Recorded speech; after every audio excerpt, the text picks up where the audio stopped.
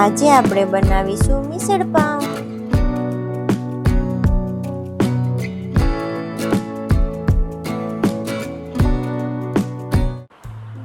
પહેલા આપણે કઢાઈમાં ટોપરું નાખીશું,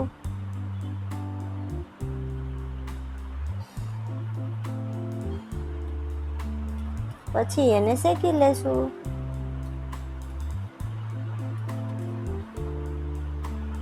હવે આપણે એમાં આખા ધાણા નાખીશું। હવે એમાં આખું જીરું નાખીશું, એને હલાવી લેશું અને શેકી લેશું। તજના ટુકડા નાખીશું, લવિંગ નાખીશું, બાદિયા નાખીશું। હવે એને ઠરવા દેશું।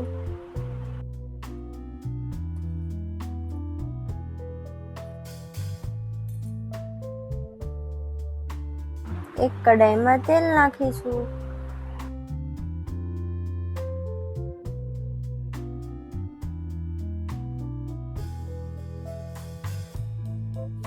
હવે એમાં ડુંગળી નાખીશું, ડુંગળીને સાતડી લેશું।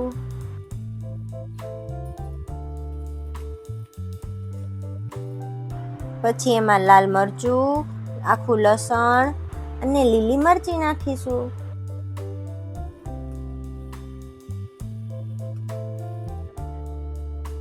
ટમેટા નાખીશું અને બધું સાતડી લેશું। હવે એક કુકરમાં તેલ નાખીશું,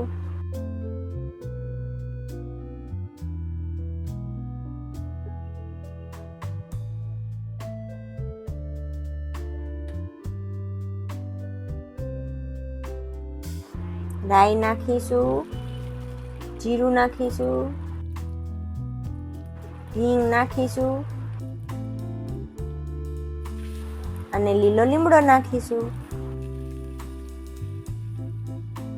પછી ડુંગળી નાખીશું, એને હલાવી લેશું। પછી હળદર નાખીશું, મીઠું નાખીશું, એ બધું મિક્સ કરી લેશું। ટમેટા નાખી દેશું। હવે એને બધું મિક્સ કરી લેશું। લાલ ચટણી અને ધાણા જીરું પાવડર નાખી દેશું અને બધું મિક્સ કરી લેશું। આ ગરમ પાણીમાં પલાળેલા મઠ છે।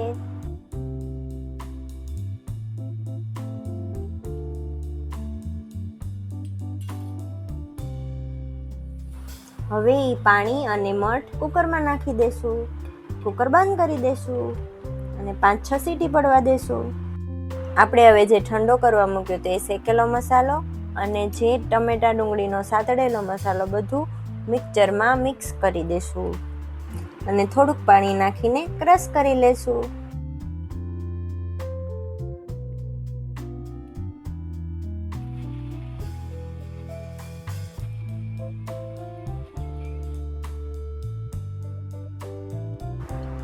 આપણી પેસ્ટ તૈયાર થઈ ગઈ છે।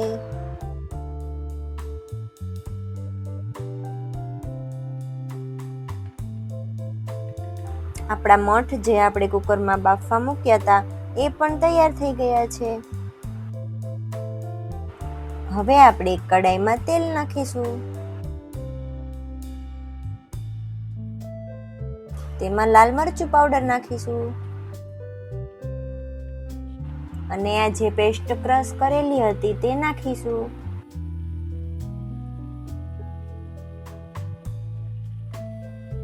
અને એને સરખું હલાવી લેશું।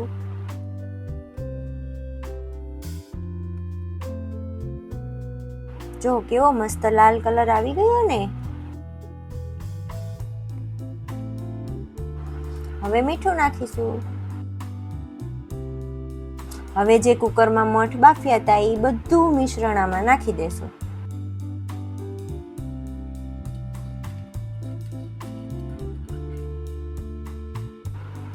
હવે મિશ્રણને 5-6 મિનિટ ઉકળવા દેશું।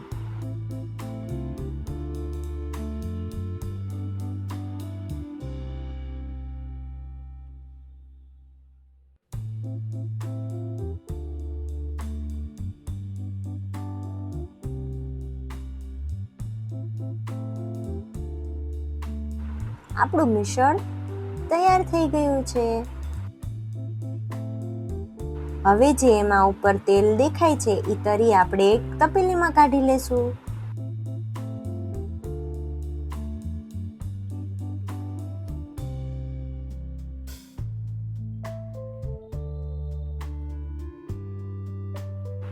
હવે આપણે એમાં લીંબુનો રસ નાખીશું અને લીલા ધાણા નાખી દેશું અને મિક્સ કરી લેશું બધું.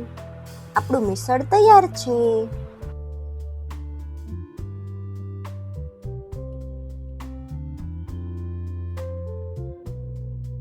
હવે આપણે એક બાઉલમાં તેલ નાખીશું,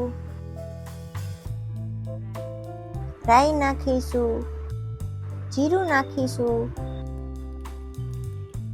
અને હિંગ નાખીશું, લીલો લીમડો નાખીશું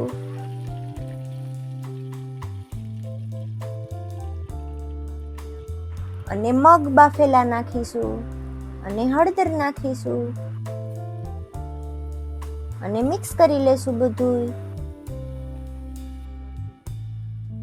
લાલ મરચું નાખીશું,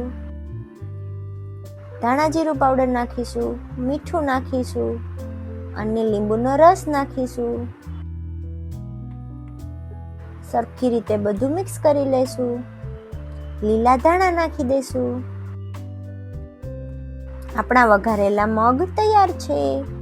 હવે આપણે બટેકાનો મસાલો બનાવવા માટે એક બાઉલમાં તેલ નાખીશું, રાઈ નાખીશું, જીરું નાખીશું અને હિંગ નાખીશું, લીલો લીમડો નાખીશું, પછી કાપેલા કાંદા નાખીશું, એને મિક્સ કરી લેશું.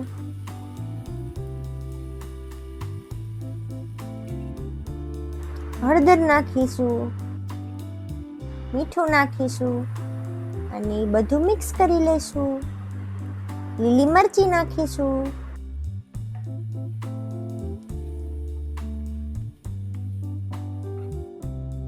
હવે એમાં બટેકાનો માવો નાખી દેશું.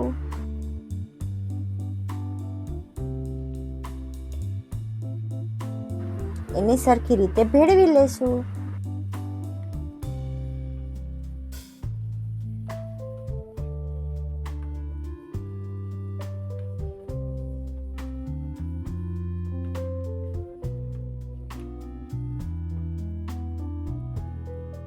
હવે એમાં સ્વાદ અનુસાર મીઠું અને લીંબુનો રસ નાખીશું.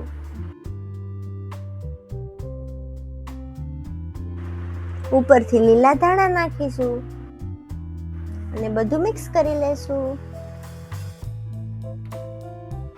આ છે આપણા વઘારેલા મગ, સુધારેલા કાંદા, બટેકાનો મસાલો અને મિસળ પાવની તરી. અને આ છે મિસળ.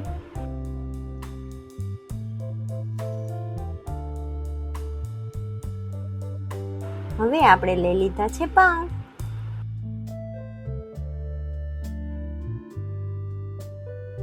આ છે મિશ્રણનું ચવાણું. હવે આપણે એક વાટકામાં પેલા બટેકાનો મસાલો, પછી વઘારેલા મગ,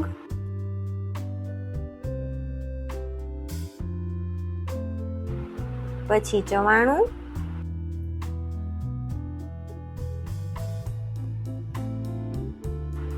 અને મિશ્રણ નાખીશું.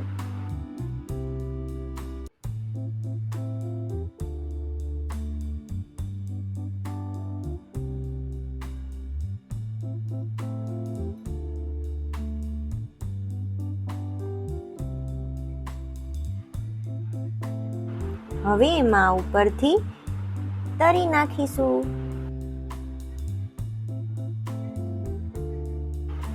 હવે ઉપરથી ડુંગળી નાખીશું.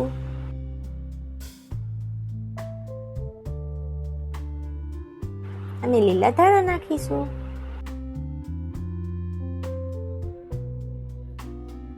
તો તૈયાર છે મિત્રો આપણું મિસળ. તો તૈયાર છે મિત્રો આપણી મિસળ પાવની ડીશ.